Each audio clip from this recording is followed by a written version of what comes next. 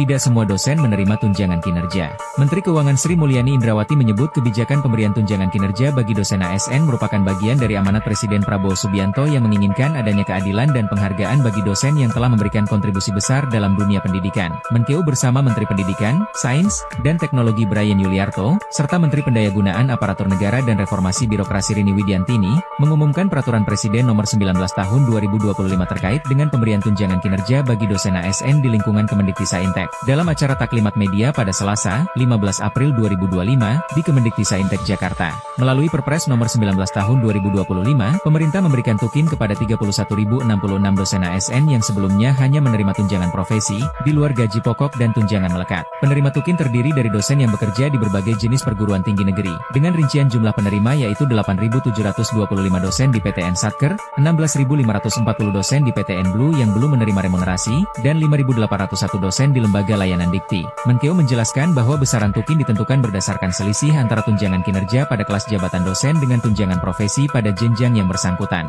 Komponen penghasilan dosen di Kemendikbudristek akan berbeda sesuai dengan jenis PTN tempat mereka bekerja. Dosen di PTN Badan Hukum dan PTN Blue yang sudah menerapkan remunerasi akan menerima gaji pokok, tunjangan melekat, tunjangan profesi, dan remunerasi tetap. Sementara dosen di PTN Blue yang belum menerapkan remunerasi, PTN Satker, dan Lembaga Layanan Dikti akan menerima gaji pokok, tunjangan melekat, tunjangan profesi, serta tukin. Pemerintah berharap kebijakan ini dapat memotivasi dosen dalam meningkatkan kualitas pengajaran, penelitian, dan pengabdian kepada masyarakat, serta mendukung keberlanjutan reformasi birokrasi Indonesia.